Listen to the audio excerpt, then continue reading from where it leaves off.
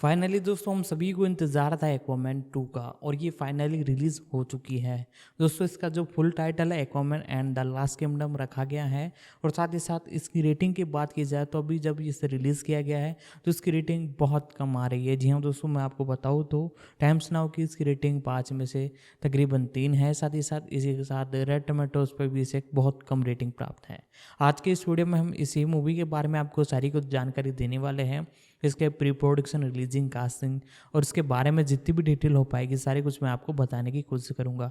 तो आप हमारे इस चैनल पर नए हो तो चैनल को सब्सक्राइब कर लीजिएगा, बेल आइकन दबा कर इसे ऑल पर सेट कर ले। इसके बारे में अब बेसिक डिटेल से जानना चालू करते हैं। Aquaman and the lost kingdom 2023 की अमेरिकी सुपरहीरो फिल्म है जो डीसी चरित्र एक्वामैन पर आधारित है। डीसी स्टूडियोज, एटॉमिक मॉन्स्टर और द सफरान कंपनी द्वारा निर्मित और वार्नर ब्रदर्स पिक्चर्स द्वारा वितरण के लिए तैयार, यह एक्वामैन 2018 की अगली कड़ी है और डीसी एक्सटेंडेड यूनिवर्स डीसीयू में 15वीं फिल्म और अंतिम किस्त है। यह film David Leslie Johnson McGoldrick की पटकथा से जेम्स वान द्वारा निर्देशित है, जो वान, जॉनसन मैकगोल्ड्रिक, थॉमस पा सिबेट और जेसन मोमोआ द्वारा परिकल्पित कहानी पर आधारित है। इसमें मोमोआ को Patrick Wilson, Amber Heard, Yahya Abdul Mateen two, Randall Park, Dolph Lundgren, Temuera Morrison, Martin Short और निकोल किडमैन के साथ आर्थर करी बटा एक्वामैन के रूप में दिखाया गया है। मोमोआ ने पहली फिल्म के निर्माण के दौरान एक्वामैन सीक्वल के लिए एक कहानी पेश की।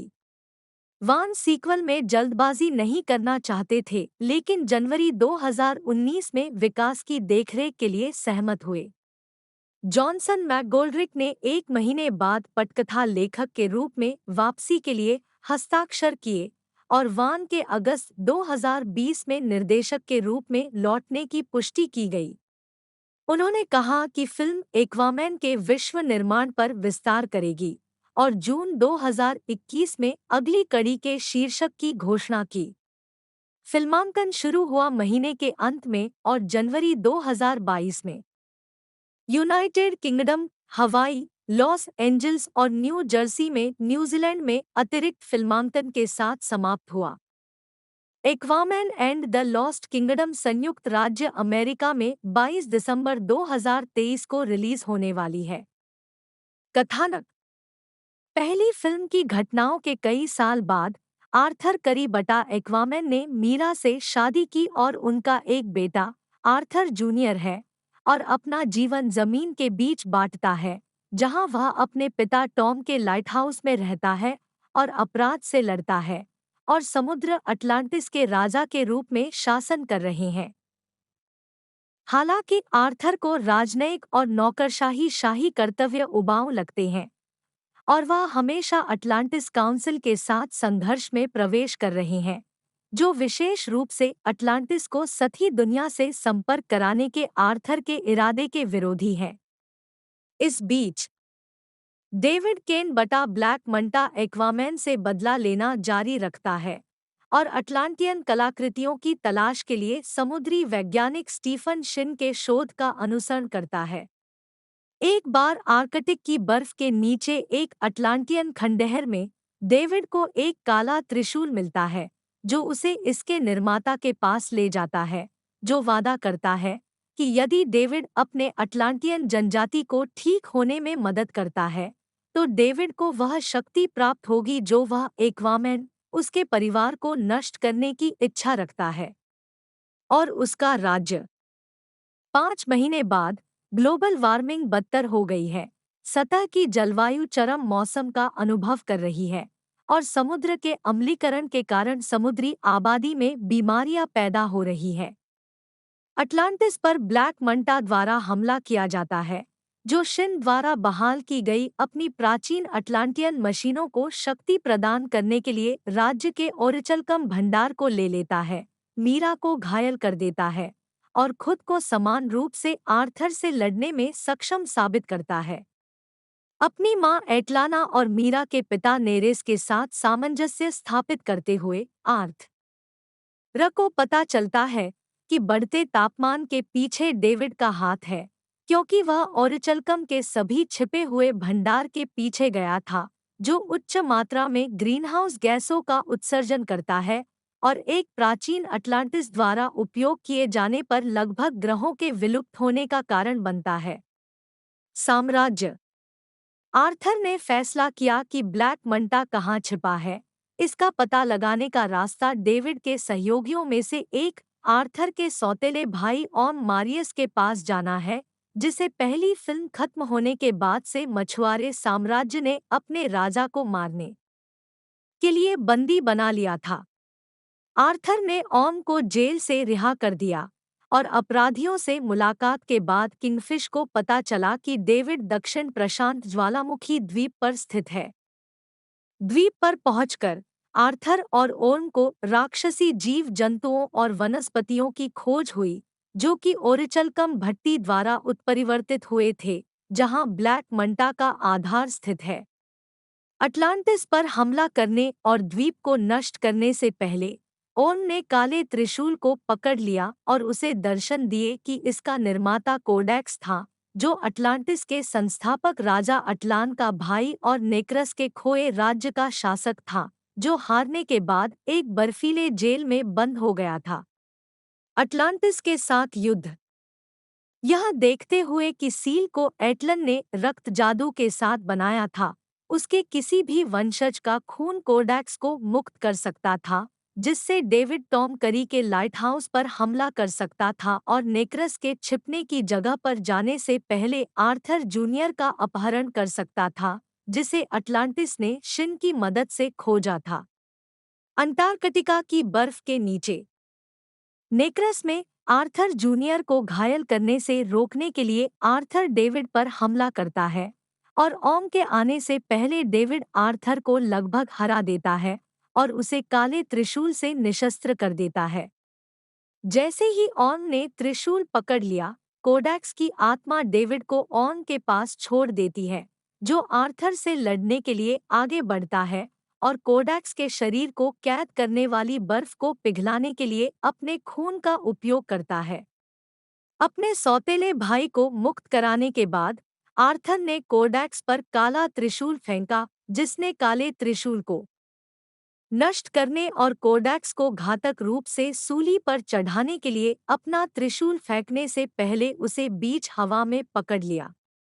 कोडेक्स का जादू गायब होने के साथ नेक्रस ढहना शुरू हो जाता है और जैसे ही डेविड एक दरार से लटकता है, वह आर्थर की मदद से इनकार कर देता है और खुद को चट्टान से नीचे फेंककर मर जाता है। अटलांटिस और शिन सुरक्षा के लिए भाग जाते हैं और आर्थर और मीरा ने ओम को जाने देने और अटलांटिस के बाकी लोगों को यह बताने का फैसला किया कि वह मर गया, इस शर्त पर कि वह छिपा रहेगा। आर्थर ने फैसला किया कि जलवायु परिवर्तन से निपटने के लिए भूमि और समुद्र को एकजुट करना आवश्यक है और पानी के नीचे के साम्राज्य को एक सदस्य राज्य बनाने के इरादे से संयुक्त राष्ट्र की एक घोषणा के माध्यम से अटलांटिस को मानव दुनिया के सामने प्रकट करता है। कास्ट करें। आर्थर करी बटा एक्वामैन के रूप में जेसन मोमोआ, अटलांटिस का आधा अटलांटिस बटा आधा मानव राजा जो सुपरसोनिक गति से तैर सकता है और जलीय जीवन को बुला और नियंत्रित कर सकता है। 3. ओम मारियस के रूप में पैट्रिक विल्सन, आर्थर के अटलांटिस सौतेले भाई और अटलांटिस के पूर्व राजा, जिनसे ओशन मास्टर की उपाधि छीन ली गई और अटलांटिस के खिलाफ उनके अपराधों के बाद जेल में डाल दिया गया। मंटा को खोजने और उसे हराने के लिए आर्थर द्वारा उसकी भर्ती की जाती है। 4. एम्बर हर्ड मीरा के रूप में अटलांटिस की रानी, आर्थर की पत्नी, आर्थर जूनियर की मां और राजा नेरेस की बेटी जो पानी को नियंत्रित कर सकती है। 5, 6, 7 डेविड केन बटा ब्लैक मंटा के रूप में याह्या अब्दुल मतीन द्वितीय, एक क्रूर समुद्री डाकू और उच्च समुद्र भाड़े का सैनिक जो अटलांटियन बख्तरबंद सूट का उपयोग करता है और शक्तिशाली ब्लैक ट्राइडेंट का उपयोग करता है, जो अपने पिता की मौत का बदला लेने के लिए आर्थर को मारने की कोशिश कर रहा है। 8 सितंबर 2010 निर्देशक जेम्स वान ने पहली फिल्म से ही केन को इसके सीक्वल में मुख्य खलनायक बनाने की योजना बनाई थी, इसलिए उन्होंने पिछली फिल्म में आर्थर के साथ अपने संघर्षपूर्ण रिश्ते को केन के साथ स्थापित करने का विकल्प चुना। उसे बहुत बड़ी भूमिका के साथ वापस लाने से पहले महिमामंडित पार्श्व चरित्र जिसमें उसे आर्थर पर वापस आने के लिए कुछ बड़ा करना शामिल था। जा रहा रांडेल पार्क डॉक्टर स्टीफन शिन के रूप में एक समुद्री जीव विज्ञानी जो अटलांटिस को खोजने के लिए जुनूनी था। 12 जेबेल के राजा और मीरा के पिता नेरेस के रूप में डॉल्फ लुंडग्रेन। 13 टॉम करी के रूप में टेमुएरा मॉरिसन आर्थर के पिता जो लाइटहाउस कीपर के रूप में काम करते हैं। 14 किंगफिश के रूप में मार्टिन शॉर्ट, एटलाना के रूप में निकोल किडमैन, आर्थर और ऑर्न की मां और अटलांटिस की पूर्व रानी।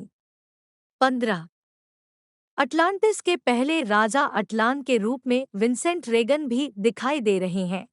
स्टिंगरे के रूप में जानी झाओ, कारशोन के रूप में इंडिया मूर, 12 और कोडेक्स के रूप में पिलो अजबेक, अटलान का भाई जो ब्लैक ट्राइडेंट का निर्माता था। उत्पादन विकास एक्वामैन 2018 के निर्माण के दौरान स्टार जेसन मोमोआ ने सीक्वल के लिए एक कहानी पिच विकसित की जो उन्होंने वार्नर ब्रदर्स पिक्चर्स ग्रुप के अध्यक्ष टोबी एमेरिच और निर्माता पीटर सफ्रान को दी। अक्टूबर 2018 में फिल्म की रिलीज से पहले मोमोआ ने कहा कि वह संभावित सीक्वल के विकास में अधिक शामिल होंगे और 2019 में फिल्मांकन शुरू होने की उम्मीद है। निर्देशक जेम्स वान ने कहा कि ऐसी कई कहानियां हैं जो एक्वामैन से सामने आ सकती हैं। साथ ही उस फिल्म का परिचय दिया गया है 7 पानी के नीचे के राज्य जिन्हें अभी तक पूरी तरह से खोजा नहीं जा सका है। 316 मोमोआ को उसकी भागीदारी के लिए $15 मिलियन का भुगतान किया गया था। 17 एमेरिच को दिसंबर की शुरुआत में फिल्म के सीक्वल पर चर्चा शुरू करने के लिए बॉक्स ऑफिस अनुमानों पर पर्याप्त भरोसा था। 18 जनवरी 2019 के अंत तक, जब एक्वामैन एकल डीसी कॉमिक्स चरित्र पर आधारित सबसे अधिक कमाई करने वाली फिल्म बनने वाली थी, वार्नर ब्रदर्स संभावित सीक्वल के विकास और लेखन की देखरेख के लिए वान के साथ बातचीत कर रहे थे। निर्देशक के रूप में वापसी डेडलाइन हॉलीवुड के जोफ बाउचर ने कहा कि वान अपनी पिछली फिल्मों इंसिडियस 2010 और द कॉन्जूरिंग 2013 के सीक्वल को लेकर बहुत सुरक्षात्मक थे और उन्होंने एक्वामैन के विश्व निर्माण में गहरा निवेश किया था। वान ने पहले एक्वामैन की दुनिया की तुलना अन्य काल्पनिक दुनियाओं जैसे मध्य पृथ्वी, स्टार वार्स, आकाशगंगा और विजार्डिंग वर्ल्ड से की थी। 19 फरवरी 2019 की शुरुआत में वार्नर ब्रदर्स ने द ट्रेंच नामक एक्वामैन स्पिन ऑफ फिल्म की पटकथा लिखने के लिए नोआ गार्डनर और एडन फिट्जगेराल्ड को काम पर रखा, जो पहली फिल्म में पेश किए गए राज्यों में से एक पर आधारित थी। उम्मीद थी कि इसका बजट छोटा होगा और इसमें एक्वामैन के मुख्य कलाकार शामिल नहीं होंगे, जबकि वान और सफ्रान इसका निर्माण कर रहे थे।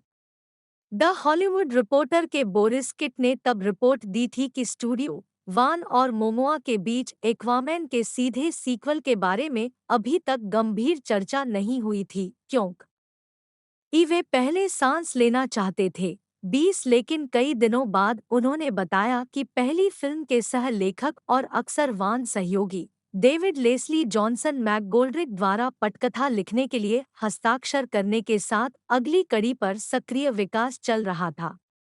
वान और सफ्रान सीक्वल का निर्माण कर रहे थे, हालांकि यह अभी भी स्पष्ट नहीं था कि वान इसका निर्देशन करेंगे या नहीं।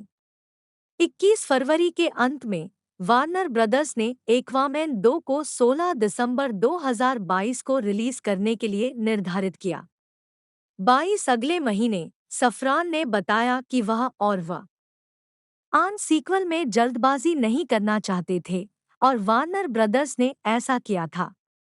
इसका समर्थन करते हुए यही वजह है कि फिल्म की रिलीज पहली फिल्म के 4 साल बाद निर्धारित की गई थी। उन्होंने कहा कि वे एक्वामैन फ्रैंचाइज को कॉन्जूरिंग यूनिवर्स की तरह ही देख रहे थे, जिसमें द ट्रेंच जैसे स्पिन ऑफ में एक्वामैन अभिनीत मदरशिप फिल्मों के साथ साथ पानी के नीचे के राज्यों के बारे में कहानियों की खोज की गई थी। सफरान ने कहा कि वान 7 राज्यों में से प्रत्येक की वास्तुकला, शस्त्रागार, सेना, रूप, अनुभव, सामान्य माहौल को जानता था और भविष्य की परियोजनाओं में उन सभी का पता लगाना चाहता था। 23 जुलाई 2019 में एक्वामैन 2 पर काम शुरू करने से पहले वान फिल्म मैलिग्नेंट 2021 का निर्देशन करने के लिए तैयार थे। 24 पैट्रिक विल्सन ने नवंबर में कहा था कि उन्होंने वान के साथ सीक्वल की योजना पर चर्चा की थी और संकेत दिया था कि वह पहली फिल्म में ओम मारियस बटा ओशन मास्टर की अपनी भूमिका को दोहराएंगे। 1 महीने बाद याहिया अब्दुल मतीन द्वितीय ने पुष्टि की कि वह डेविड केन बटा ब्लैक मंटा के रूप में लौट रहे हैं और चरित्र को निखारने की कोशिश कर रहे हैं। 8 जॉनसन मैकगोल्ड्रिक ने मार्च 2020 में कहा था कि सीक्वल किसी विशिष्ट कॉमिक बुक पर आधारित नहीं होगा, बल्कि कॉमिक बुक्स के सिल्वर एज की एक्वामैन कहानियों से प्रेरणा ले रहा है, जिसमें ब्लैक मंटा को खलनायक के रूप में दिखाया गया है। 25 वान को अगस्त में वर्चुअल डीसी फैंडोम इवेंट में अगली कड़ी का निर्देशन करने की पुष्टि की गई थी, जब उन्होंने कहा था कि यह पहली फिल्म और फीचर विषयों की तुलना में अधिक गंभीर होगी जो वास्तविक दुनिया के लिए अधिक प्रासंगिक है। उन्होंने कहा कि इसमें अधिक विश्व निर्माण और पानी के नीचे के राज्यों की खोज शामिल होगी। 26 और इसमें पहली फिल्म में ट्रेंच अनुक्रम के समान कुछ डरावने तत्व शामिल होंगे। 27 पहली फिल्म के विश्व निर्माण पर विस्तार करने में सक्षम होना उन प्रमुख कारणों में से एक था जिसके कारण वान ने अगली कड़ी का निर्देशन करने का फैसला किया।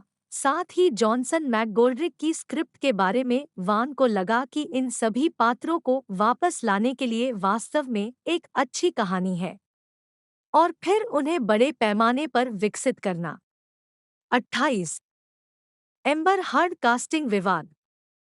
एम्बर हर्ड ने नवंबर 2020 में उन अफवाहों को खारिज कर दिया कि वह अपने पूर्व पति जॉनी डेप द्वारा उनके खिलाफ लगाए गए घरेलू दुर्व्यवहार के आरोपों के बाद पहली फिल्म में मीरा के रूप में अपनी भूमिका दोबारा नहीं निभाएंगी। उस महीने हर्ड को फ्रैंचाइजी से निकालने की एक याचिका पर 5 मिलियन से अधिक हस्ताक्षर प्राप्त हुए और वार्नर ब्रदर्स द्वारा डेप को fantastic beasts the secrets of Dumbledore 2022 से हटाने के बाद आया, जब द सन द्वारा लगाए गए आरोपों पर फैसला सुनाया गया कि डेप ने हर्ड के साथ दुर्व्यवहार किया था। द सन के खिलाफ डेप द्वारा दायर मानहानि के मुकदमे में काफी हद तक सच होना। 5-29 सफरान ने कहा कि उन्होंने कभी भी हर्ड के बिना फिल्म बनाने पर विचार नहीं किया और याचिका और अन्य सोशल मीडिया वार्तालापों के शुद्ध प्रशंसक दबाव पर प्रतिक्रिया नहीं देंगे। 30 हालांकि हर्ड ने बाद में कहा, द वाशिंगटन पोस्ट में एक कॉलम पर डेप द्वारा उनके खिलाफ लाए गए मानहानि के मुकदमे के दौरान कि वे उन्हें फिल्म में शामिल नहीं करना चाहते थे और उन्हें अपना हिस्सा बनाए रखने के लिए लड़ना पड़ा, यह दावा करते हुए कि संशोधन ऐसी स्क्रिप्ट बनाई गई थी जिसने उनकी भूमिका को बहुत ही कम संस्करण में बदल दिया, जिसमें उनके चरित्र के लिए एक्शन दृश्यों को हटाना भी शामिल था और वह अपने अनुबंध पर फिर से बातचीत करने में असमर्थ थी। हर्ड का अनुबंध एक विकल्प समझौता 31 जिसमें शर्त थी कि वह $2 कमाए अगली कड़ी के लिए मिलियन, पहली फिल्म की तुलना में दोगुना। 32 उस समय तक मई 2022 में हर्ड को फिल्म से हटाने की याचिका पर 4 मिलियन से अधिक हस्ताक्षर प्राप्त हो चुके थे। 33 डीसी फिल्म्स के अध्यक्ष वाल्टर हमादा ने उसी परीक्षण के दौरान गवाही दी कि स्टूडियो ने मीरा को फिर से कास्ट करने पर विचार किया था, लेकिन यह दुर्व्यवहार के आरोपों के बजाय मोमोआ के साथ हर्ड की केमिस्ट्री की कमी पर चिंताओं के कारण था। उन्होंने कहा कि स्टूडियो का दर्शन लोगों को उनके विकल्पों पर कायम रखना था और अनुबंधों पर दोबारा बातचीत नहीं करना था और कहा कि अगली कड़ी के विकास के दौरान हर की भूमिका का आकार नहीं बदला था। उन्होंने बताया कि फिल्म का उद्देश्य हमेशा एक बड़ी कॉमेडी होना था जो एक्वामैन और ओम के बीच संबंधों पर केंद्रित थी। 34-35 मुकदमे पर सोशल मीडिया प्रतिक्रियाओं ने हर की तुलना में देव का भारी समर्थन किया। अनगिनत मीम्स और टिकटॉक वीडियो उसकी गवाही का मजाक उड़ा रहे थे। जून 2022 में रिपोर्टें सामने आईं कि मुकदमे के बाद हर्ड को फिल्म से निकाल दिया गया था, लेकिन इन्हें भी खारिज कर दिया गया। 36 प्री प्रोडक्शन डॉल्फ लुंडग्रेन ने फरवरी 2021 में कहा कि वह अगली कड़ी में किंग नेरेस के रूप में अपनी भूमिका को दोहरा रहे हैं। फिल्मांकन उस वर्ष के अंत में लंदन में शुरू होने की उम्मीद है। 1 महीने बाद फिल्मांकन की नियोजित शुरुआत की तारीख जून में बताई गई, हालांकि इस पर COVID-19 महामारी के प्रभाव पड़ने की संभावना थी। 1937 अप्रैल में वार्नर ब्रदर्स और डीसी ने घोषणा की कि द ट्रेंच पर विकास अब आगे नहीं बढ़ रहा है। स्टूडियो के पास अपनी फिल्मों के स्लेट पर स्पिन ऑफ के लिए जगह नहीं है और उनका मानना है कि एक्वामैन 2 एक विस्तार के लिए पर्याप्त है। फिलहाल फ्रेंचाइजी 38 उस महीने के अंत में पिलो अज़बेक ने फिल्म के कलाकारों में शामिल होने के लिए बातचीत शुरू की। 39 मोमोआ ने मई में कहा था कि वह जुलाई में फिल्मांकन शुरू करेंगे। 40 और 1 महीने बाद वान ने घोषणा की कि सीक्वल का नाम Aquaman and the lost kingdom होगा। 41 टेमुएरा मॉरिसन ने एक्वामैन के पिता थॉमस करी के रूप में अपनी वापसी की पुष्टि की। 14 विलेम डैफो को भी पहली फिल्म में वुल्को की भूमिका को दोबारा निभाने के लिए तैयार किया गया था, लेकिन अंततः वह दिखाई नहीं दिए। 42-6-43 वान ने डैफो की अनुपस्थिति के लिए अपनी ओर से शेड्यूलिंग संघर्षों को जिम्मेदार ठहराया, लेकिन महसूस किया कि वुल्को की अनुपस्थिति ने एटलाना की भूमिका को उसके बेटे के सलाहकार के रूप में विस्तारित करने की अनुमति दी कि पानी के नीचे की दुनिया कैसे काम करती है। 44 दोस्तों इसका डिस्ट्रीब्यूशन संभाला है वन्नस ब्रदर्स पिक्चर्स ने और ये हमें एक तरह से इंग्लिश के अंदर देखने को मिली है। बाकी इंडिया के अंदर इसे तकरीबन 2 से 3 लैंग्वेज के अंदर रिलीज़ किया गया है वन्नस ब्रदर्स के द्वारा। और इस मूवी के बजट के बारे में बात की जाए तो लगभग 205 मिलियन डॉलर्स का इसका बजट है, जो कि एक भारी भरकम बजट है। और ये इस सीक्वेंस के अंदर एक तरह से दूसरी मूवी हमें देखने को मिल रही है।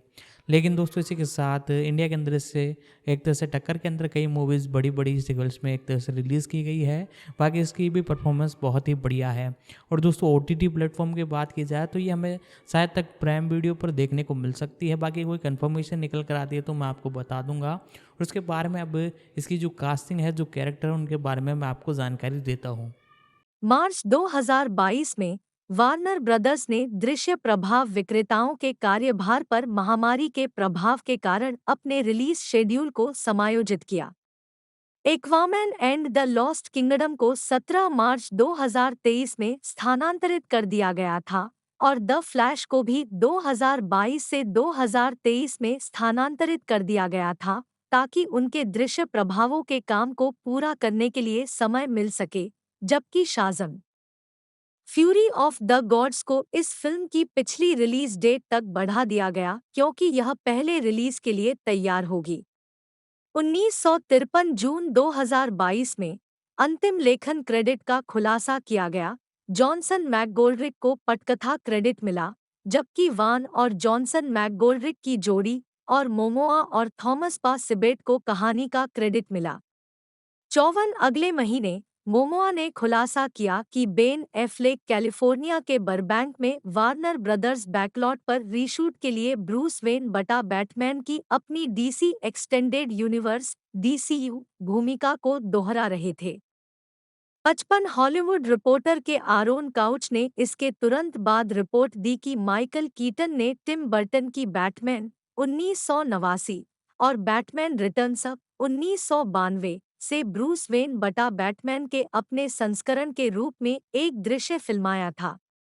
एक्वामैन और द लॉस्ट किंगडम के बाद फिल्म की रिलीज को आगे बढ़ाने से पहले कीटन के संस्करण को द फ्लैश में डीसीयू में पेश किया जाना था। कथित तौर पर इस दृश्य ने परीक्षण स्क्रीनिंग के दौरान दर्शकों को भ्रमित कर दिया और काउच को लगा कि यही कारण है कि एफ्लेक पुनः शूटिंग में शामिल हुआ। 56 अगस्त 2022 में वार्नर ब्रदर्स डिस्कवरी बनाने के लिए वार्नर मीडिया का डिस्कवरी इंक के साथ विलय होने के बाद स्टूडियो ने अपनी फीचर फिल्मों के लिए विपणन और वितरण लागत को फैलाने में मदद करने के लिए फिल्म को 25 दिसंबर 2023 तक विलंबित कर दिया। 57 इसने फिल्म की रिलीज को द फ्लैश की नियोजित रिलीज के बाद आगे बढ़ा दिया, जिसका मतलब था कि फिल्म में एफ्लेक के बजाय कीटन के बैटमैन संस्करण के प्रदर्शित होने की संभावना थी। 1958 अक्टूबर में हॉलीवुड रिपोर्टर ने बताया कि कीटन का कैमियो संभवतः काट दिया गया है। 59 लगभग उसी समय वार्नर ब्रदर्स के फिल्म अध्यक्ष माइकल डी लुका और पामेला एब्डी ने वान को दोबारा शूटिंग के लिए बजट कम करने के लिए कहा, क्योंकि निर्माण के दौरान फिल्म का बजट $205 मिलियन तक पहुंच गया था। दो नवगठित डीसी स्टूडियोज के सह सीईओ बनने के बाद नवंबर के मध्य तक सफरान फिल्म को ठीक कर रहे थे। 60 मोमोआ ने जनवरी 2023 में कहा कि उन्होंने बैटमैन के रूप में कुछ अभिनेताओं के साथ दृश्य शूट किए थे, लेकिन वह अनिश्चित थे कि अंतिम कट में किसे शामिल किया जाएगा। 1961 अप्रैल में फिल्म की रिलीज की तारीख 5 दिन पहले बढ़ाकर 20 दिसंबर 2023 कर दी गई। 6-2-2022 के मध्य और 2023 की शुरुआत के बीच कई परीक्षण स्क्रीनिंग के बाद रीशूट के 2 सेट हुए, जिसमें डी लुका और एब्डी फिल्म के संपादन में शामिल थे। 2023 की शुरुआत में आगे की परीक्षण स्क्रीनिंग के बाद जेम्स गन ने फिल्म पर परामर्श किया और स्टूडियो ने रीशूट के तीसरे सेट के लिए संपर्क किया, जिससे फिल्म का बजट बढ़ गया। जून के मध्य में मोमोआ और विल्सन के साथ 5 दिनों में न्यूजीलैंड में आयोजित किया गया और पूरा किया गया 4 दिनों में। तब तक गुन और सफरान की डीसीयू को अपनी नई फ्रेंचाइजी डीसी यूनिवर्स डीसीयू में रीबूट करने की योजना के कारण अफ्लेक और कीटन दोनों को फिल्म के नवीनतम कट से बाहर रखा गया था।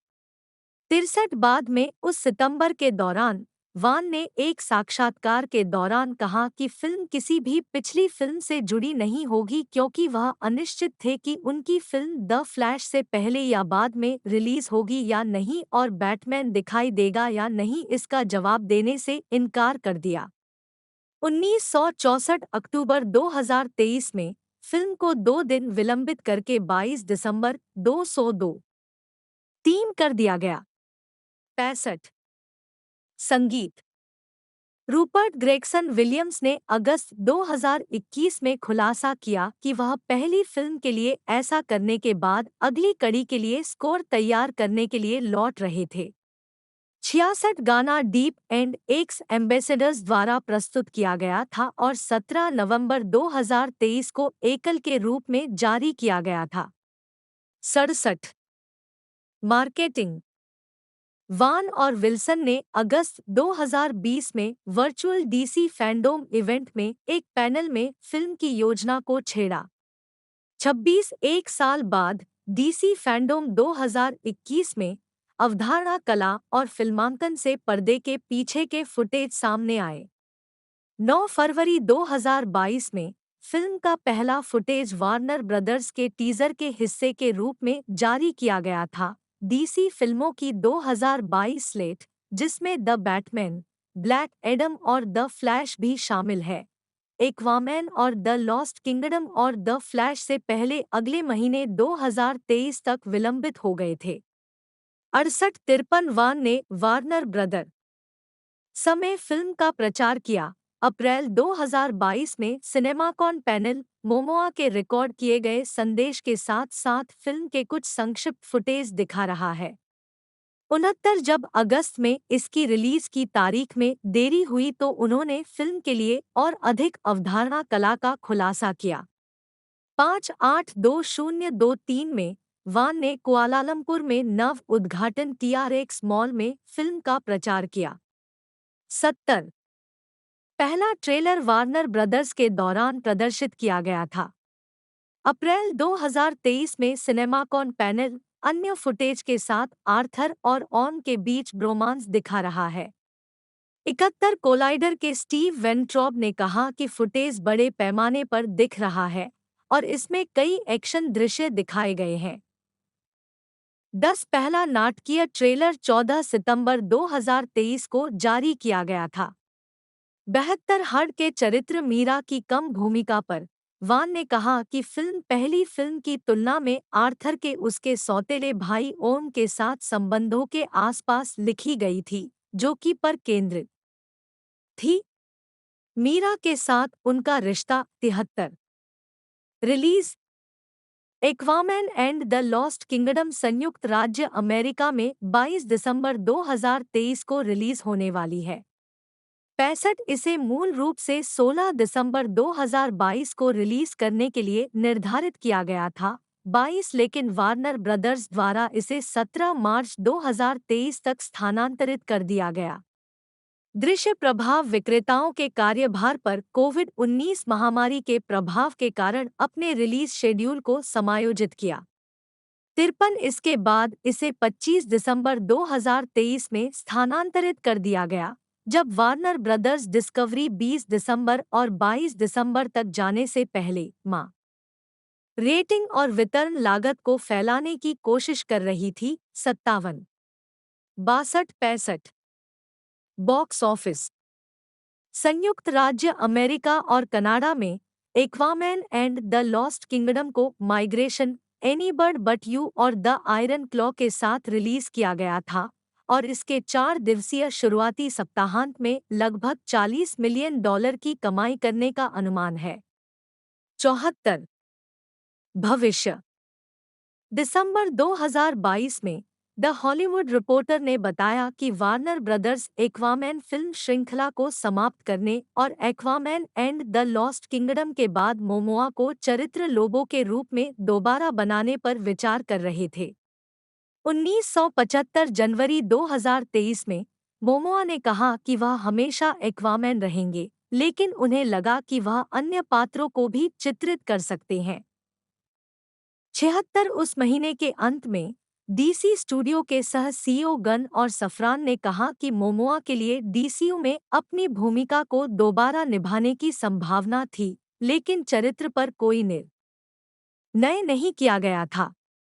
गन ने पुष्टि की कि एक्वामैन और the lost kingdom the flash के साथ डीसीयू की पहली फिल्म सुपरमैन लिगेसी 2025 का नेतृत्व करेंगे।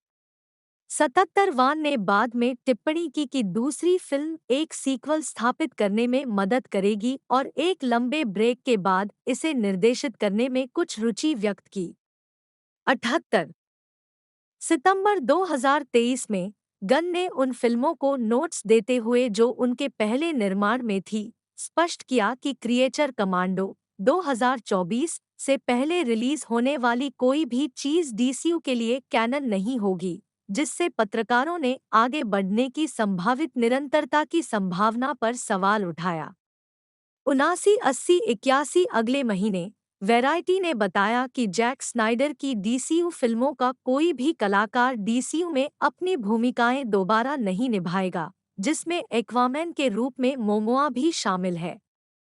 हालांकि मोमोआ कथित तौर पर सुपरमैन लिगेसी या एक स्टैंडअलोन फिल्म में लोगों को चित्रित करने के लिए एक बार फिर बातचीत कर रही थी। डेविड लेस्ली जॉनसन मैकगोल्ड्रिक ने जॉनसन एक अमेरिकी पटकथा लेखक और फिल्म और टेलीविज़न के निर्माता है। एक उन्होंने हॉरर फिल्मों ऑर्फन 2009, द कॉन्ज्यूरिंग 2 2016 और इसके sequel the conjuring the devil made me do it 2021 और डीसी एक्सटेंडेड यूनिवर्स की फिल्मों एक्वामैन 2018 और इसके लिए पटकथाएं लिखी। आगामी sequel Aquaman and the lost kingdom 2023। प्रारंभिक जीवन। जॉनसन ने दूसरी कक्षा में नाटक लिखना शुरू किया और लेक्सिंगटन, ओहियो में लेक्सिंगटन हाई स्कूल से स्नातक होने के बाद 19 साल की उम्र में अपनी पहली पटकथा लिखी। उन्होंने कोलंबस, ओहियो में ओहियो स्टेट यूनिवर्सिटी में दाखिला लिया और फोटोग्राफी और सिनेमा में बैचलर ऑफ फाइन आर्ट्स की डिग्री के साथ स्नातक की उपाधि प्राप्त की। कैरियर। जॉनसन ने अपने करियर की शुरुआत फ्रैंक डाराबोन के द शशांक रिडेम्पशन में एक प्रोडक्शन असिस्टेंट के रूप में की थी, जिसे जॉनसन के गृहनगर मैन्सफील्ड, ओहियो के ऐतिहासिक मैन्सफील्ड रिफॉर्मेटरी में फिल्माया गया था, जहां जॉनसन के परदादा जेल प्रहरी थे। एक पटकथा लेखक के रूप में अपनी कला को निखारने के अवसर का उपयोग करते हुए जॉनसन ने अगले 5 साल डाराबोन के सहायक के रूप में बिताए।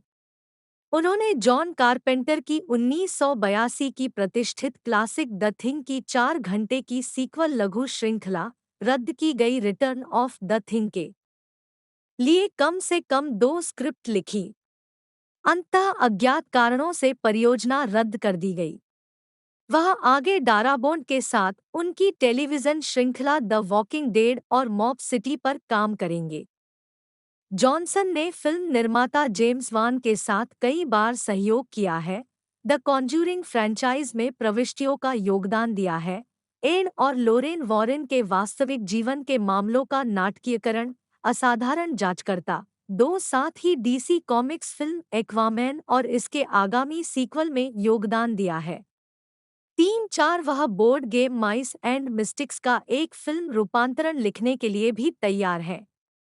5 उन्होंने द फ्लैश का सीक्वल भी लिखा। 6 फिल्मोग्राफी। लेखक पतली परत।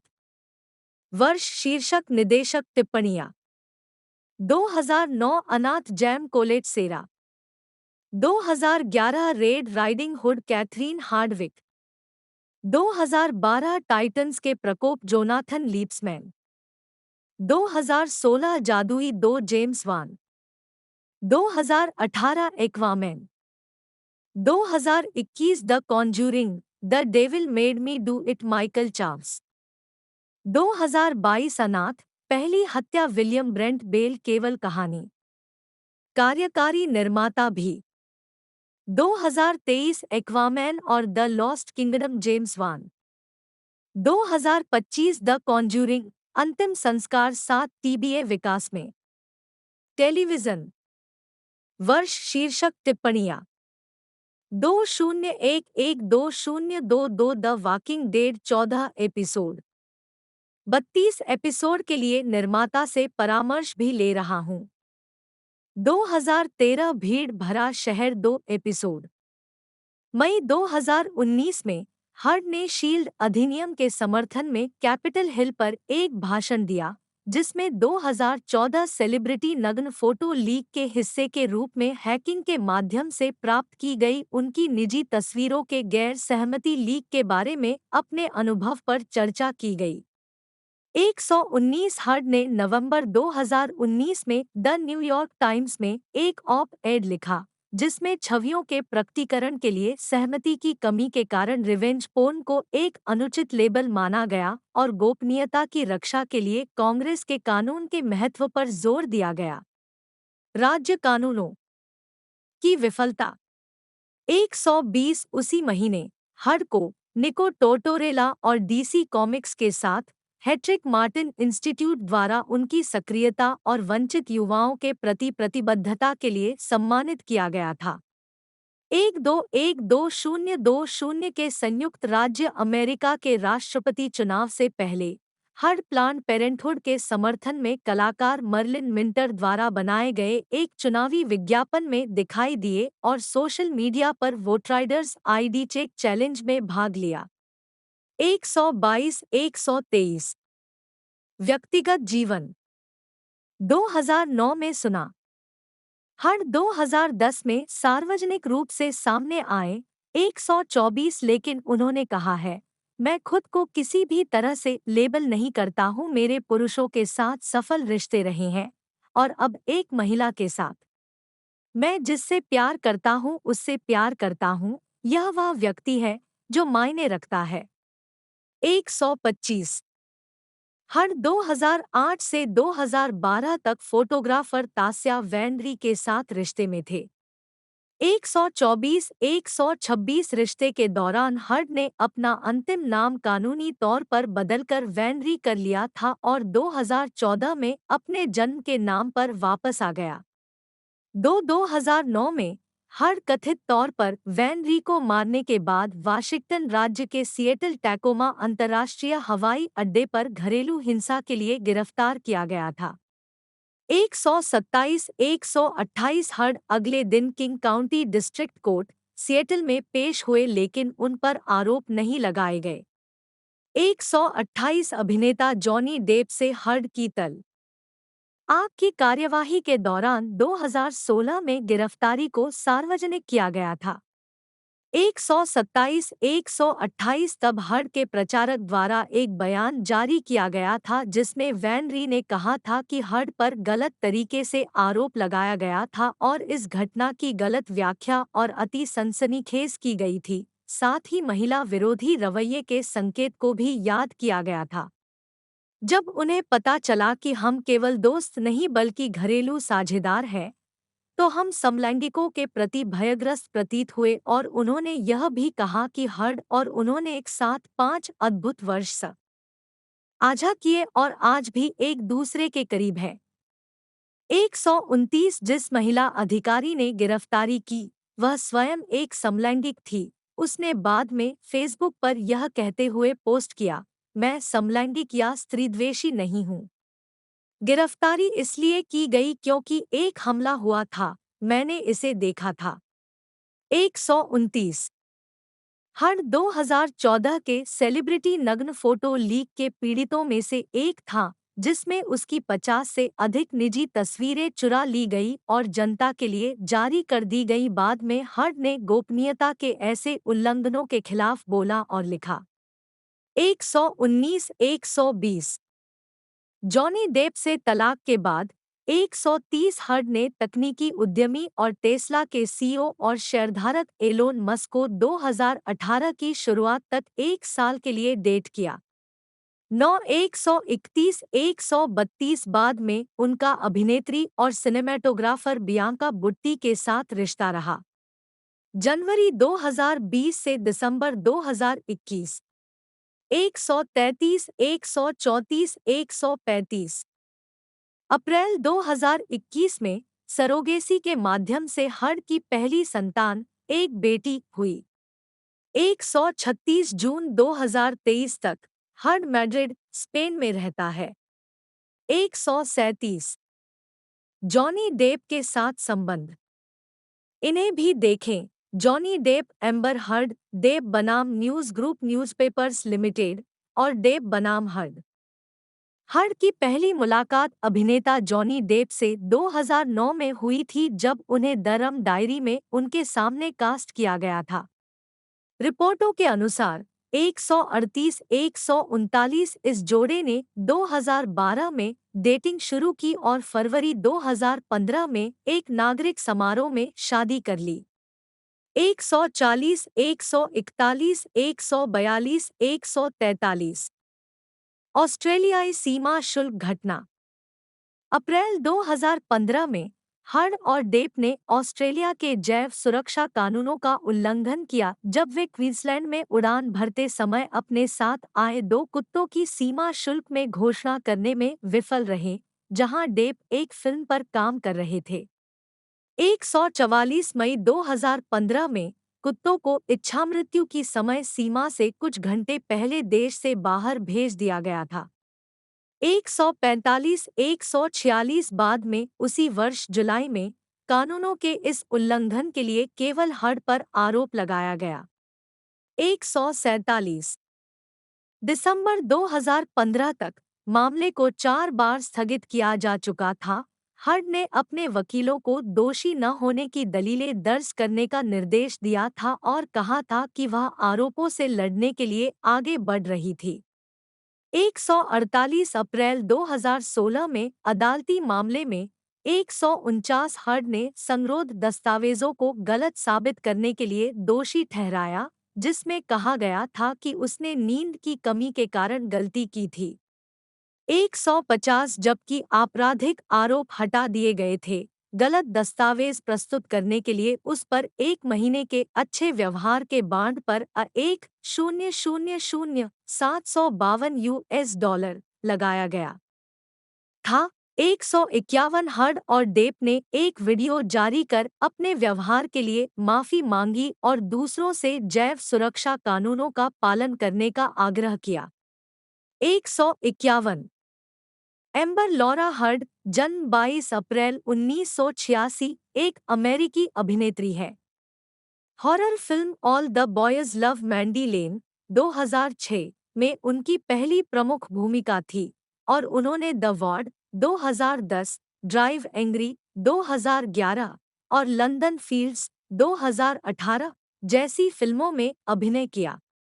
उन्होंने Pineapple Express 2008, Never back Down 2008, The Joneses 2009, the rum diary 2011, Paranoia 2013, Machete Kills 2013, Magic Mike XXL 2015 और द डेनिश गर्ल 2015। हर डीसी एक्सटेंडेड यूनिवर्स फ्रैंचाइजी का हिस्सा है, जो जस्टिस लीग 201, 7 और एक्वामैन 2018 में मेरा की भूमिका निभा रहे हैं। उन्होंने द सीडब्ल्यू की टीन ड्रामा हिडन पाम्स 2007 और पैरामाउंट प्लस की फंतासी सीरीज द स्टैंड 2020 जैसी टेलीविजन श्रृंखला में भी अभिनय किया है।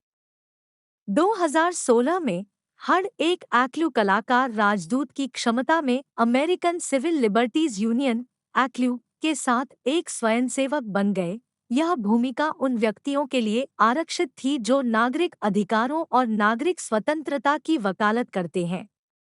हर्ड ने संयुक्त राष्ट्र मानवाधिकार उच्चायुक्त के कार्यालय के लिए मानवाधिकार राजदूत के रूप में भी काम किया।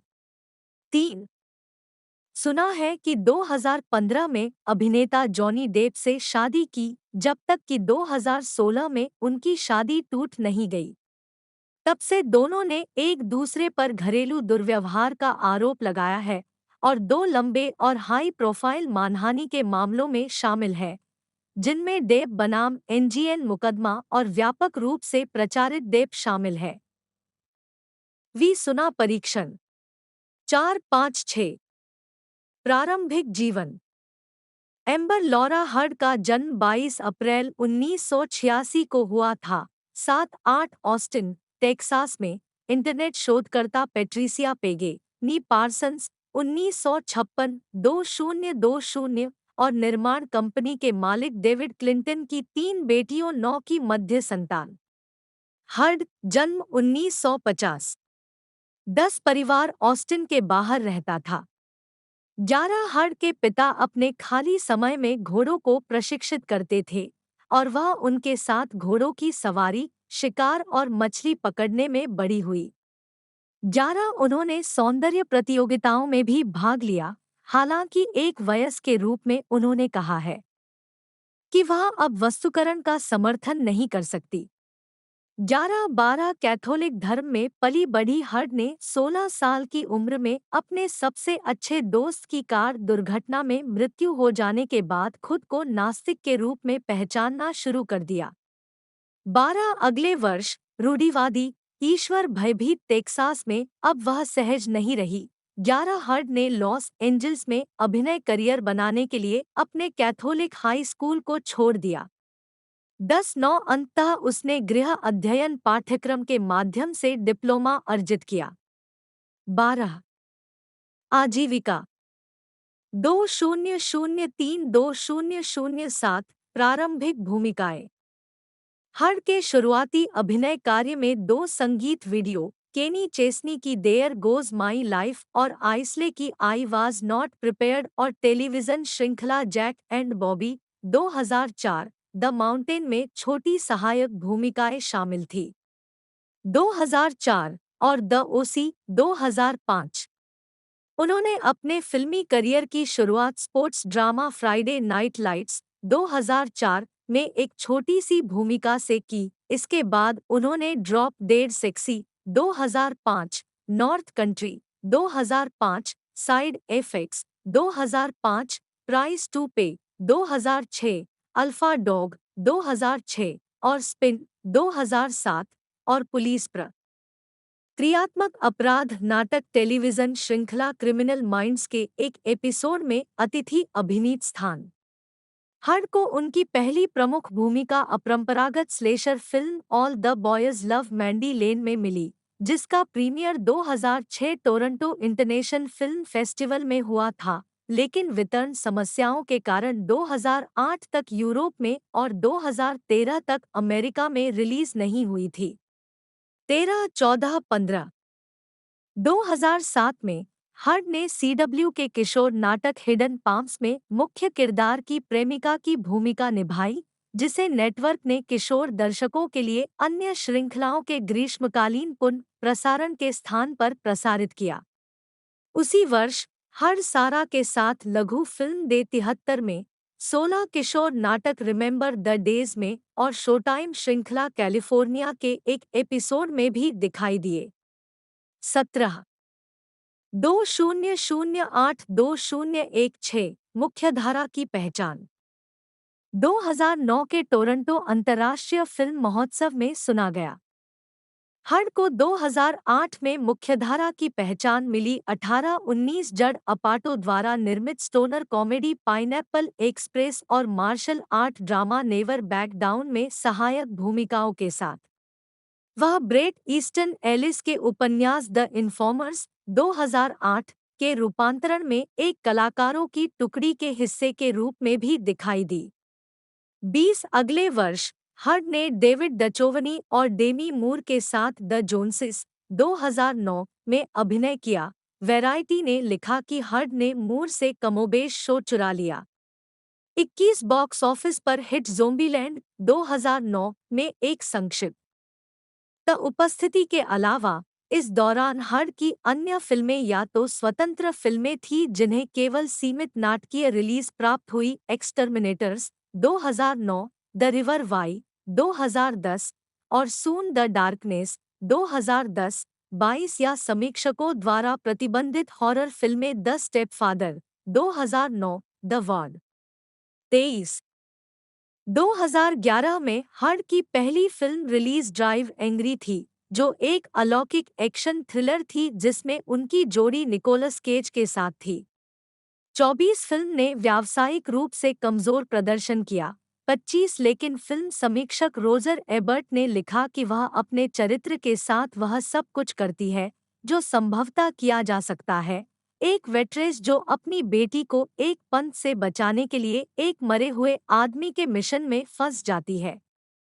26-2011 की शुरुआत में हड ब्रिटिश टेलीविजन कार्यक्रम टॉप गियर में एक उचित कीमत वाली कार में एक स्टार के रूप में दिखाई दिए, जो उनके सीड लीडर बोर्ड पर 41 में से 33वें स्थान पर था।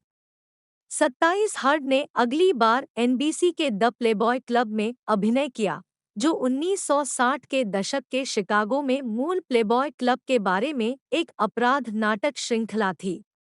खराब समीक्षाओं और रेटिंग के साथ साथ नारीवादियों 28 और रूढ़िवादी समूहों दोनों के विरोध के बाद 29 श्रृंखला को केवल 3 एपिसोड प्रसारित होने के बाद रद्द कर दिया गया था।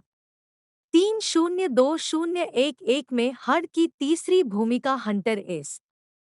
थॉम्पसन रूपांतरण दरम डायरी 2011 में जॉनी डेप द्वारा निभाए गए मुख्य किरदार की प्रेमिका के रूप में थी। व्यावसायिक रूप से असफल, 31-45 मिलियन डॉलर के बजट पर 30 मिलियन डॉलर की कमाई करने वाली 32 फिल्म को मिश्रित समीक्षाएं मिली। 3-3-2011 में हड फैशन ब्रांड गेस के एक विज्ञापन अभियान में दिखाई दिए। 34-35 2010 में टोरंटो इंटरनेशनल फिल्म फेस्टिवल में सुना गया। हड ने अगली बार थ्रिलर पैरानोइया 2013, शोषण फिल्म माचेटे किल्स 2013 और व्यंग्य सिरप 2013 में अभिनय किया। उस वर्ष all the boys love Mandy लेन की यूएस सीमित रिलीज भी देखी गई। फिल्म में हर्ड के प्रदर्शन को लॉस एंजल्स टाइम्स 36 द्वारा अब तक का सबसे निर्णायक और द वाशिंगटन पोस्ट द्वारा मनोवैज्ञानिक रूप से दिलचस्प माना गया था। 3-7-2-0-1-4 में Heard action thriller 3 days to kill में सहायक भूमिका में दिखाई दिए। 2015 में हर्ड की comedy drama magic Mike XXL में एक प्रमुख भूमिका थी, जिसमें उन्होंने फिल्म के नायक चैनिंग टैटम की प्रेमिका की भूमिका निभाई थी। 38-39 हर्ड ने टॉम हूपर के period drama the Danish Girl 2015 में एक छोटी सी सहायक भूमिका भी निभाई थी। 40-41 और स्वतंत्र अपराध थ्रिलर द एडल में जेम्स फ्रैंको और एड हैरिस के साथ मुख्य भूमिका निभाई थी। डायरीज 2015। इंडीवायर ने कहा कि हालांकि हर्ड को द एडल डायरीज में गलत तरीके से प्रस्तुत किया गया था, लेकिन वह बहुत अधिक क्षमता प्रदर्शित करती है और अधिक गंभीरता से लिए जाने की कोशिश में सफल रही है। 4-2-2-0-1-5 में उनकी चौथी भूमिका television film one more time में क्रिस्टोफर वॉकेन के साथ थी, जो स्टारस पर प्रसारित हुई। एक संघर्षरत गायिका गीतकार के रूप में अपनी भूमिका के लिए उन्होंने गायन की शिक्षा ली और पियानो और गिटार बजाना सीखा। 43 लॉस एंजल्स टाइम्स ने उनके प्रदर्शन को शानदार कहा और फिल्म स्टेज ने कहा कि हर्ड ने सराहनीय काम किया। 44-45 अभिनेत्री अमेरिकी ऑटोमोटिव रियलिटी श्रृंखला ओवरहॉलिंग के नवंबर 2015 के एपिसोड में भी दिखाई दी, जिसमें उनकी मस्टैंग को एक मेकओवर मिला। इसमें कलाकारों को डेव के आदेश पर हर्ड के साथ शरारत करते हुए भी दिखाया गया है। 46 हर्ड ने लंदन फील्ड्स में मुख्य महिला भूमिका निभाई, जो मार्टिन एमिस के एक दिव्यदर्शी फीमेल फेटेल के उपन्यास का रूपांतरण है, जो जानती है कि उसकी हत्या कर दी जाएगी। इसका premiere 2015 Toronto international film festival में हुआ। 47 स्क्रीनिंग के तुरंत बाद निर्देशक और निर्माताओं के बीच असहमति के कारण 48 और मुकदमेबाजी के कारण फिल्म को रिलीज होने से रोक दिया गया। एक कथित तौर पर प्रदर्शन और प्रचार संबंधी दायित्वों का उल्लंघन करने के लिए हर्ड पर $10 मिलियन का मुकदमा किया गया था। अभिनेत्री ने यह कहते हुए प्रतिवाद किया कि निर्माताओं ने उसके अनुबंध में नग्नता नियम का उल्लंघन किया है। सितंबर 2018 में एक समझौता हुआ और फिल्म आखिरकार रिलीज हुई। 54 इसे अत्यधिक नकारात्मक समीक्षाएं मिली। 55 और हर्ड ने बाद में कहा कि यह फिल्मांकन के लिए सबसे कठिन फिल्मों में से एक थी और यह लगातार कठिन साबित हुई है। मैं यह नहीं कह सकता कि मैंने चरित्र का फिल्मांकन किया। न्याय 39 द डेली टेलीग्राफ के ज़ेन मुल्केरिन्स ने लिखा कि हर्ड ने रहस्यमय निकोला 6 के रूप में एक अच्छा मोड़ प्रदान किया जो अभी भी अनुकूलन को नहीं बचा सका। 56 जबकि रोजरेबर्ट कॉम के पीटर सोब्जिन्स्की ने कहा कि वह बस करती है उस प्रकार का रहस्य और आकर्षण प्रदर्शित न करे जिसकी चरित्र को आवश्यकता है। 5-7-2-0-1-9 में फिल्म में हर्ड के प्रदर्शन को सबसे खराब अभिनेत्री के लिए गोल्डन रास्पबेरी पुरस्कार के लिए नामांकन मिला। 58 2017 वर्तमान डीसी एक्सटेंडेड यूनिवर्स और अन्य परियोजनाएं 2018 San Diego comic con international में एक्वामैन पर चर्चा करते सुना।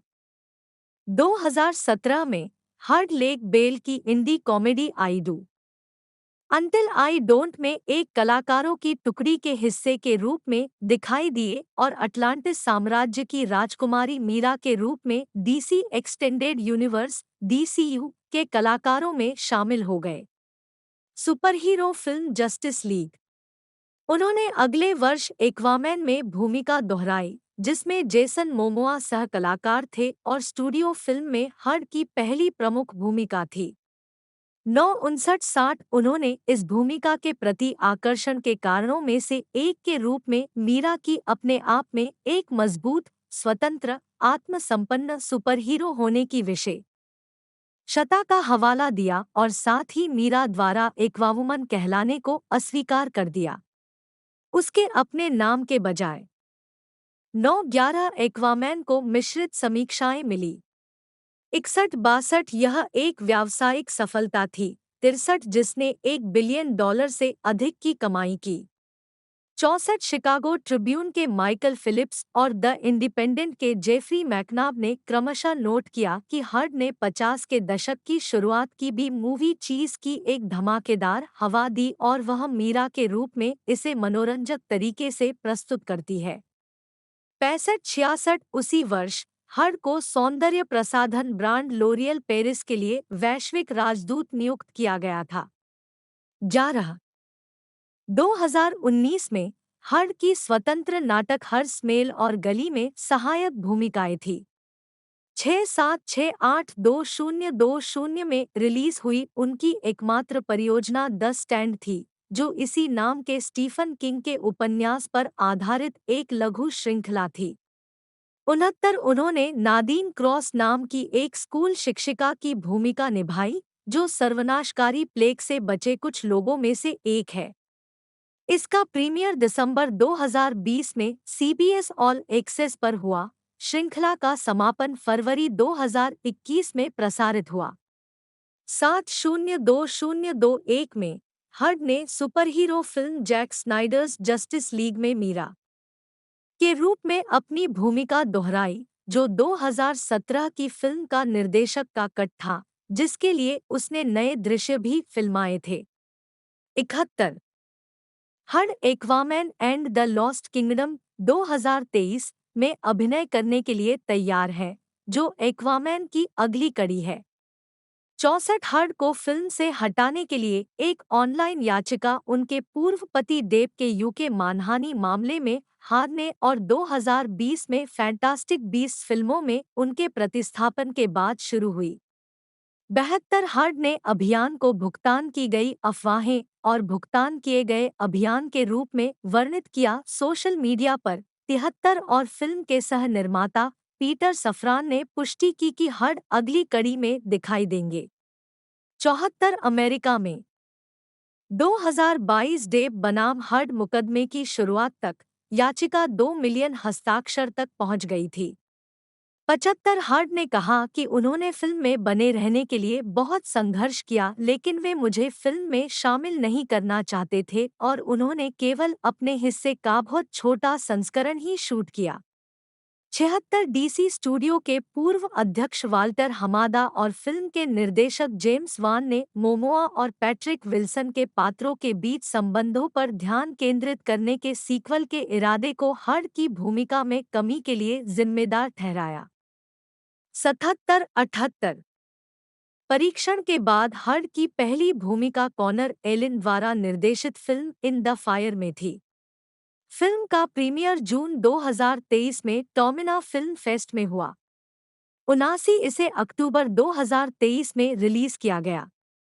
80 दान और सक्रियता हर्ड ने एमनेस्टी इंटरनेशनल के साथ मेक्सिको अमेरिका सीमा की यात्रा की और अमेरिकी आव्रजन नीतियों के बारे में जागरूकता बढ़ाने के लिए द्विभाषी अभियान पर संगठन के साथ काम किया।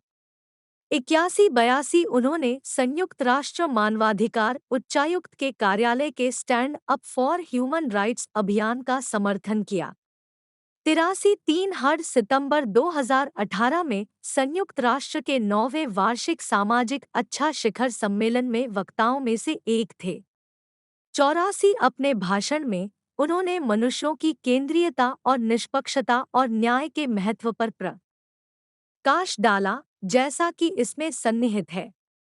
मानव अधिकारों की सार्वभौम घोषणा 85 घोषणा के प्रारूपण की 70वीं वर्षगांठ से पहले हर्ड ने अक्टूबर 2018 में हेक्टॉक के imagine the world we want कार्यक्रम में भाषण दिया। 86-87 अप्रैल 2018 में हर्ड एक सद्भावना राजदूत के रूप में जॉर्डन के जातारी शरणार्थी शिविर में एक बहुविशेषता चिकित्सा मिशन पर सीरियाई अमेरिकन मेडिकल सोसाइटी (SAMS) में शामिल हो गए। इसके बाद उन्होंने शिविर में थैलेसीमिया से पीड़ित बच्चों के इलाज में मदद के लिए एसएमएस के साथ साझेदारी की। 88 नवासी 1990 नवंबर 2018 में उन्होंने मेक्सिको में स्माइल ट्रेन के कार्यक्रमों का दौरा किया, जिसके दौरान वह कटे होंठ और तालू वाले बच्चों, उनके परिवारों और डॉक्टरों से मिली। 91 फरवरी 2019 में हर्ड गरीबी में रहने वाले सीरियाई शरणार्थियों की मदद करने के लिए लेबनान में सैम्स के मिशन में शामिल हो गए, जिसके दौरान उन्होंने बेका घाटी में अनौपचारिक बस्तियों का दौरा किया। उन्होंने इन बस्तियों में महिलाओं और बच्चों के लिए मनोसामाजिक और शैक्षिक कार्यक्रमों और व्यावसायिक प्रशिक्षण के लिए धन जुटाने में एसएएमएस के साथ भागीदारी की। 92-93 नवंबर 2016 में हर्ड गर्लगेज प्रोजेक्ट के लिए घरेलू हिंसा पर एक सार्वजनिक सेवा घोषणा पीएसए में दिखाई दी। पीएसए में उन्होंने महिलाओं के खिलाफ हिंसा वीएडब्ल्यू से बचे लोगों के लिए आगे आना और स्वयं वकालत करना आसान बनाने के महत्व के बारे में बात की। उन्होंने समाज में वीएडब्ल्यू को कैसे संभाला और चर्चा की जाती है, इसकी जिम्मेदारी लेने के महत्व पर भी प्रकाश डाला। 94-95 पोर्टर पत्रिका के दिसंबर 2016 अंक में प्रकाशित एक पत्र में उन्होंने हर महिला जो चुपचाप पीड़ित है से बात करते हुए कहा कि वे हमें नहीं देख सकते हैं, लेकिन हम वहाँ हैं। आपकी बहनें हर जगह हैं और हम आपके साथ हैं। 96-97 मार्च 2017 में the economist pride and prejudice कार्यक्रम के दौरान हर्ड ने हॉलीवुड फिल्म उद्योग में एलजीबीटीक्यू पात्रों के कम प्रतिनिधित्व पर प्रकाश डाला। 98 अपनी खुद की आने वाली कहानी का संदर्भ देते हुए उन्होंने उन अभिनेत्रियों की प्रशंसा की जो अपनी कामुकता के बारे में स्पष्ट है और उद्योग में पुरुषों को यथास्थिति को चुनौती देने में मदद करने के लिए प्रोत्साहित किया। 1999 अगस्त 2017 में हर्ड ने प्रकाशन के लिए एक लघु वीडियो तैयार किया, जिसमें उन्होंने लिंग वेतन अंतर और उद्योग में मही तो दोस्तों आज की इस वीडियो में मैंने बात करी एक्वामैन 2 के बारे में, जो कि फाइनली एक तरह से रिलीज हो चुकी है और 2024 के अंदर भी हमें बहुत बड़ी बड़ी मूवीज़ देखने को मिल रही है। उनकी एक तरह से अपडेट की वीडियो, फैक्ट की वीडियो मैंने आपके लिए बना दी है। आप जाकर हमारे डिस्क्रिप्शन से भी चेक कर सकते हो और बाकी मैंने प्लेलिस्ट भी बना दी है, आप चैनल के प्लेलिस्ट में जाकर उसे चेक कर पाओगे। बाकी दोस्तों क्रिसमस से रिलेटेड मूवीज़ भी, उसकी भी प्लेलिस्ट आपको वहाँ देखने को मिल जाएगी। बाकी आज की इस वीडियो में इतना ही। यदि आपको और भी कोई क्वेश्चन पूछना है तो आप नीचे लिखकर पूछ सकते हो। आज की इस वीडियो में इतना ही, मिलते हैं अगले वीडियो में।